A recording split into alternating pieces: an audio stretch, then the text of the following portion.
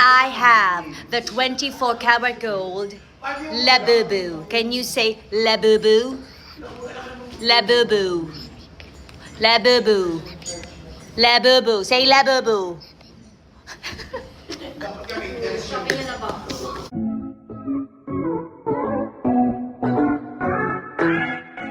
Alex Gonzaga kasama na naman ang kanyang pamangkin na si Polly. Sobrang aliw pag magkasama ang magtitang ito. Nakakatuwa kasi itong si Polly kung mag-react pagka sinusura siya ng kanyang tita Alex Gonzaga. Kaya naman ito ang mga pangyayari sa bahay ng kanilang Daddy Bonoy at Mami Pinti. Panoorin at kung hindi pa nakasubscribe, don't forget to click subscribe and hit the notification bell to keep you updated.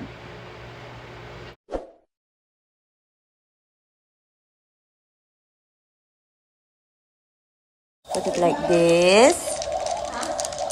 This is mahjong, little mahjong. Okay, and then you line it. What? Where's the cupcake? Show the cupcake. Chicken and pizza. Visiting Tata. Dog, puppies. Wow, who's ready to swim? Wow!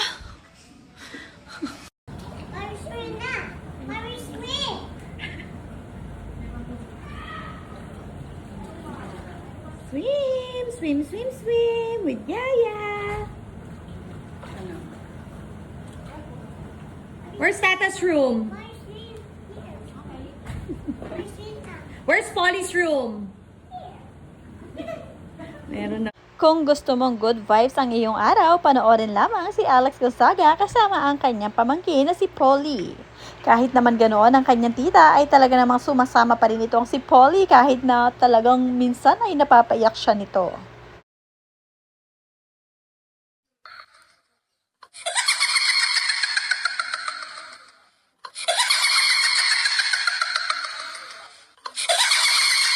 Okay, let's go, let's go, let's go, Mama. Why do we close the door on Polly? Yeah, we'll go to the Okay. Okay, let's go. Say hi to Mama. No.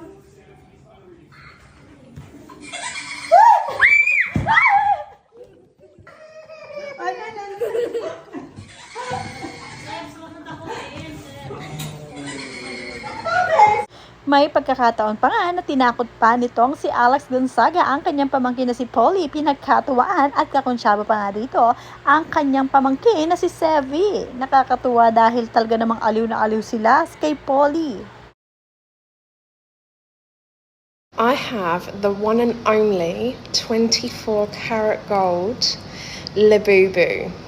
Now, this is real 24-karat gold, made in the form of a... Sana nga soon ay magkaroon na nga rin ng baby itong si Alex Gonzaga nang sa ganon ay meron na siyang pinagkakalibangan.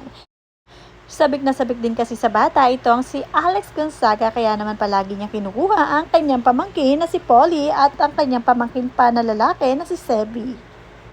Dito nga ay napaka-cute nitong si Polly at natuto nga din daw itong manakot. Bigla na lang daw nananakot itong si Polly kaya pinagkatuwaan siya ng kanyang tita na si Alex Gonzaga at binidyo-bidyo pa. Natuwa rin ang kanyang mga lolo at lola sa mga ikinikilos nitong si Polly.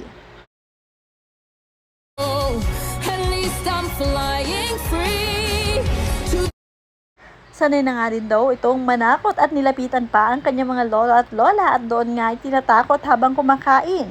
Nagtatago-tago pa nga itong si Polly at saka bigla na lang siyang manggugulat. Nakakatuwa ang batang ito at marunong na rin parang ang kanyang tita Alex Gonzaga mukhang mamanahin ang ugali ng kanyang tata.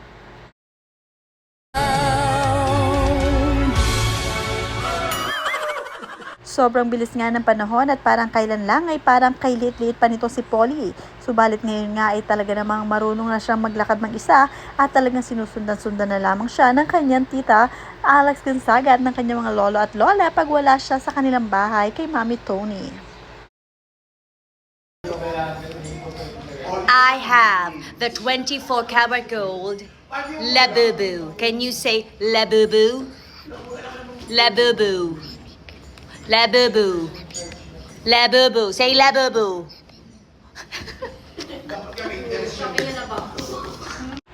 Pag busy nga sa trabaho, ang kanilang mommy at daddy ay talaga namang kinukuha sila ng kanilang lolo at lola. Ganon din ang kanilang tata Alex. Talaga namang sa bahay ng mga lola sila nagkakagulo kasama ang kanilang tita at doon talaga ay mga naglalaro ang mga ito at talagang tuwan-tuwa sila. Sanay na sanay nga rin ang mga ito kay na tita Alex Gonzaga niya at lalo-lalo na sa mga lolo at lola nila. Habang lumalaki nga itong si Polly ay talaga namang nagiging bibo. Lumalabas ang kanyang pagiging bibo at syempre ang kanyang mga talento. Mahilig din pala itong magsayaw kaya naman hinahayaan siya ng kanyang tita Alex na magsayaw habang nakaabang at naka-video naman si tita. At pag nag-play na ang music, talaga namang tatayo na itong si Polly at saka ipapakita ang kanyang move. Kaya naman ang mga tao sa bahay ay aliw na aliw sa batang ito at walang boring moment.